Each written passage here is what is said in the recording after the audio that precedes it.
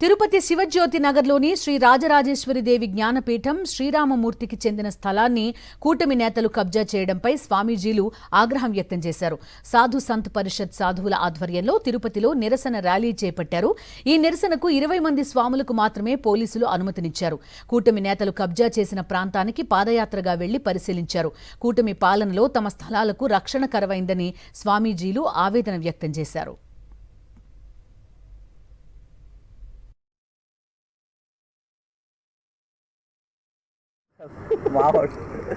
అబ్దుల్ సలాం వాళ్ళ అత్తగారు బీబీజాన్ కొన్నాము. ముందులో ఎవరు కొనలేదు, రిజిస్ట్రేషన్ జరగలేదు. ఓఎస్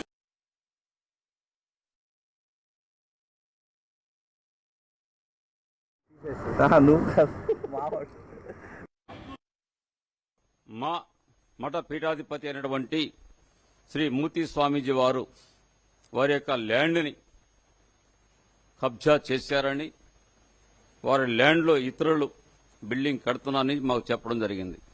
దానికి ముందు స్వామీజీ వారు అయ్యా సాధు భవన్ అనేది లేదు అని మేము ఒకసారి చెప్పడం జరిగింది. ఒక సభలో, ఇదే తిరుపతిలో మహతి ఆడిటోరియంలో ప్రతి రాష్ట్రంలో ప్రతి దేవాలయంలో పెద్ద పెద్ద దేవాలయం దగ్గర సాధు భవన్ నిర్మించాలి అని ఒక నినాదం ఇవ్వడం జరిగింది. ఆ నినాదాన్ని చూసి స్వామీజీ వారు మాది 100 అంకణాల స్థలం ఉంది, ఈ 100 అంకణాలు కోర్టులో ఉంది, ఇది త్వరలోనే క్లియర్ చేసుకుని మీ సాధుభవన్కి మన సాధుభవన్కి ఇస్తామని వాళ్ళు మాకు తెలియజేయడం జరిగింది. ఆ రోజు చాలా సంతోషించాం. కానీ ఈ రోజున ఒక మనోవేదన గురవుతా ఉన్నాం. మా సాధుభవన్కి ఇస్తానన్న స్థలంలో వేరే వాళ్ళు కడతా ఉంటే ఎంత ఇబ్బందిగా ఎంత బాధకరంగా ఉంటుందో ఒకసారి ఆలోచించండి.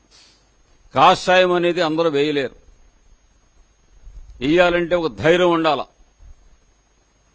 మేము కన్నీరు పెట్టకూడదు.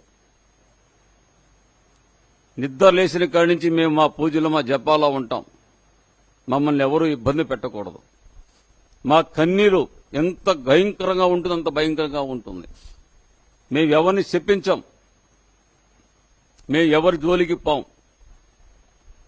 మేము కొట్టాల్సిన అవసరం లేదు, మేము తిట్టాల్సిన అవసరం లేదు. తిట్టం కూడా ఏ ప్రభుత్వాన్ని కూడా మేము విమర్శించం, ఏ ప్రభుత్వాన్ని మేము పొగడం.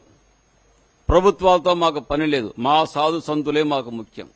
ఇదే నినాదంతో మేము వెళ్తూ ఉన్నాం. ఇక్కడ కూడా వచ్చిన తర్వాత మేము పరిశీలించాం.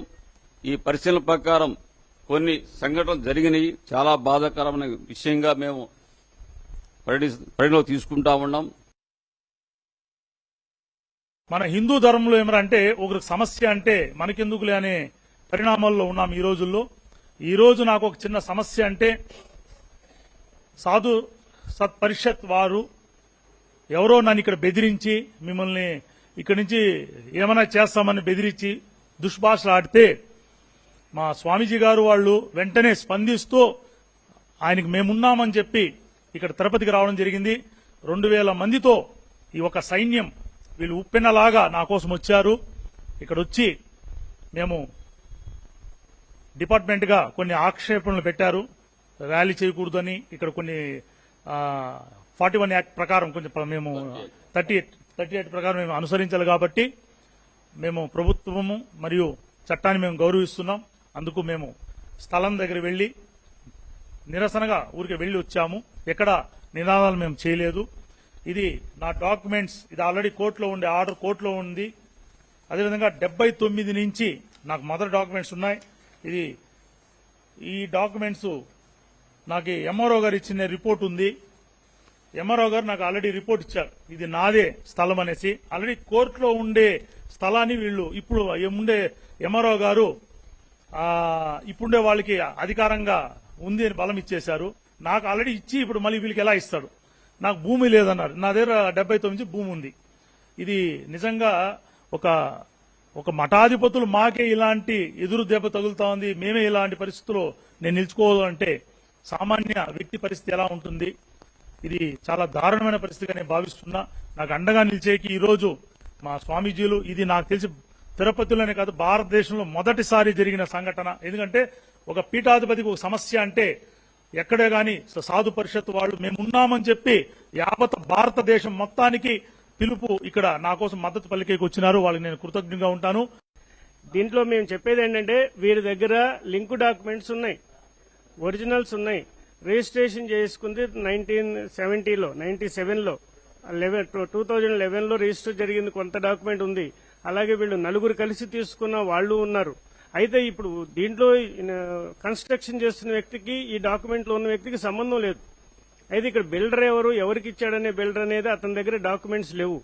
అయితే మేము కూడా ఇప్పుడు మిమ్మల్ని అర్థిస్తుంది ఏంటంటే వీరికి మీరు కూడా సపోర్ట్ చేయండి, కొద్దిగా న్యాయం చేయండి. ఎవరైతే కబ్జాదారులు ఉన్నారో వాళ్ళు అక్రమంగా కడుతున్నారో వారి మీద కొంచెం మీరు వారిని కూడా ప్రశ్నించండి, మీ డాక్యుమెంట్స్ చూపించండి అని.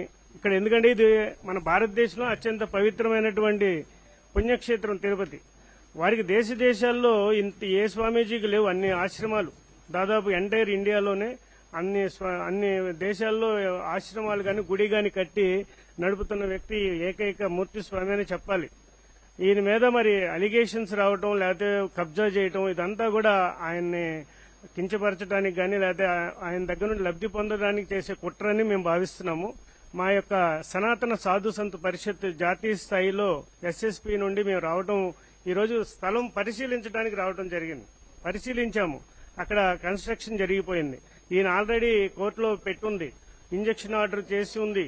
తర్వాత వీరు ఆల్రెడీ అర్జీ పెట్టిన తర్వాత కోర్టు పరిశీలనలో ఉండగా కన్స్ట్రక్షన్ ఏ విధంగా ఏ ధైర్యంతో చేస్తారు, చేయడానికి లేదు కదా. కాబట్టి అదొకటి పరిశీలించాల్సిన అవసరం ఉంది. త్వరలో మేము న్యాయ పోరాటం చేయడానికి సిద్ధంగా ఉంటాము. కాబట్టి మీరందరూ కూడా సహకరించవలసిందిగా కోరుకుంటున్నాం.